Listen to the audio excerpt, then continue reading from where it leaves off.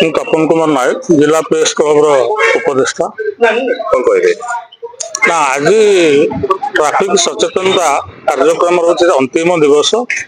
ତେଣୁ ଜିଲ୍ଲା press club ସହିତ Odisha union of journalist OUJ, OUWJ ଏବଂ ଉତ୍କଳ ସାମ୍ବାଦିକ ସଂଘର ମିଳିତ ଆନୁକୂଲ୍ୟରେ ଆଜି ଏ ସଚେତନତା କାର୍ଯ୍ୟକ୍ରମ ଅନୁଷ୍ଠିତ ହୋଇଥିଲା ଏବଂ ଆମର ସିଗ୍ମା ସ୍କୁଲର ଛାତ୍ରଛାତ୍ରୀ ମାନଙ୍କୁ ନେଇ ଆମେ ଗୋଟେ ଶୋଭାଯାତ୍ରା କରିଥିଲୁ ଏବଂ ଶୋଭାଯାତ୍ରା ପରେ ଆମେ ରାସ୍ତାରେ ଯାଉଥିବା ହେଲମେଟ ବିହୀନ ଚାଳକ ମାନଙ୍କୁ ପରାମର୍ଶ ଦେଉଥିଲୁ ନିଜର ସୁରକ୍ଷା ପାଇଁ ହେଲମେଟ ପରିଧାନ କରନ୍ତୁ।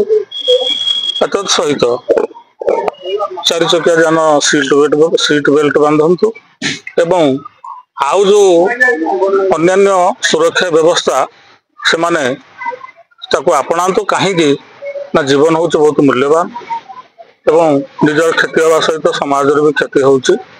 ତେଣୁ ସେ ବାବଦରେ ଆମେ ସବୁ ଚାଳକ ମାନଙ୍କୁ ଆମେ ଆଜି ସଚେତନ କଲୁ ଏବଂ ତାପରେ ଆମର ଆଜି ମୁଖ୍ୟ ଅତିଥି ଆସିଥିଲେ ପୋଲିସର ଉପରିସ୍ଥ ଅଧିକାରୀ, ଆମର ସହକାରୀ RTO ଖୋର୍ଦ୍ଧା ଏବଂ ଅନ୍ୟାନ୍ୟ ଅଧିକାରୀ ମାନେ ଆଜି ଆମ ସହିତ ସାମିଲ ହେଇଥିଲେ, ଆମକୁ ସହଯୋଗ କରିଥିଲେ। ତେଣୁ ଏ କାର୍ଯ୍ୟକ୍ରମ ଆମର ପୂର୍ବରୁ ଆମେ କରିଆସିଛୁ ଏବଂ ଆଜି ମଧ୍ୟ ଏ ସଚେତନତା କାର୍ଯ୍ୟକ୍ରମ ଆମେ ହାତକୁ ନେଇଥିଲୁ ଏବଂ ସେଥିରେ ଆମେ ସଫଳ ହେଇଛୁ। ବହୁତ ଖୁସି ଲାଗୁଛି। ମୁଁ ଶ୍ରୀ ଅରବିନ୍ଦ ନାୟକ, ଆଡିସନାଲ RTO ଖୋର୍ଦ୍ଧା।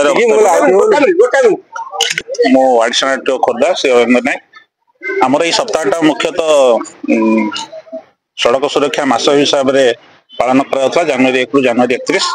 ଆଜି ଏହାର ଶେଷ ଦିନ ଏବଂ ଏହି ପରିପ୍ରେକ୍ଷୀରେ ଆମର ଡିଷ୍ଟ୍ରିକ୍ଟ ପ୍ରେସ୍ କ୍ଲବ ଖୋର୍ଦ୍ଧା ତରଫରୁ ଏବଂ ଆମର ସିଗ୍ମା ପବ୍ଲିକ ସ୍କୁଲର ପିଲାମାନଙ୍କ ଦ୍ୱାରା ଗୋଟେ ମିଳିତ ଶୋଭାଯାତ୍ରାର ଆୟୋଜନ କରାଯାଇଥିଲା। ରୋଡ ସେଫ୍ଟି ବିଷୟରେ ବିଭିନ୍ନ ଆଲୋଚନା ଚକ୍ର ହେଇଥିଲା ଏବଂ ଆମର ସାମ୍ବାଦିକ ଭାଇମାନେ ଖୋର୍ଦ୍ଧାର ଏହାକୁ ଆୟୋଜନ କରିଥିଲେ। ଆମେ ମୁଖ୍ୟତଃ ଦେଖୁଛୁ ରୋଡରେ ଗାଡି ଚାଳନା ବେଳେ ଲୋକମାନେ ଟ୍ରାଫିକ ନିୟମର ପାଳନ କରୁନାହାନ୍ତି।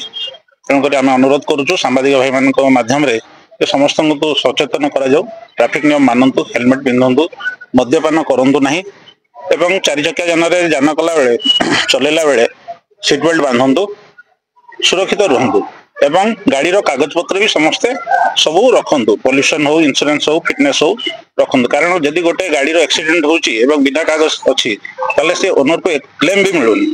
ଆମେ ଦୁଇ ଚକିଆ ଯାନ ହଉ କି ବଡ ଗାଡି ହଉ ସମସ୍ତର କାଗଜପତ୍ର ଯାଞ୍ଚ କରିବେ, ନିଜର କାଗଜପତ୍ର ତନଖି କରିକି ଅପଡେଟ କରିବେ ଏବଂ ଟ୍ରାଫିକ ନିୟମ ମାନିବେ। ଏହା ଆମର ଏଇ ମାସର ସନ୍ଦେଶ ଏବଂ ଏଥିରେ କୁହାଯାଇଛି ସଡ଼କ ସୁରକ୍ଷା, ପରିବାର ରକ୍ଷା ଏବଂ ସୁରକ୍ଷିତ ଫେରନ୍ତୁ।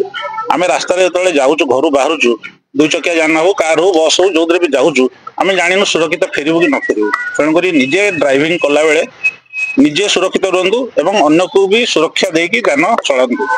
ଏତିକି କହିକି ଧନ୍ୟବାଦ।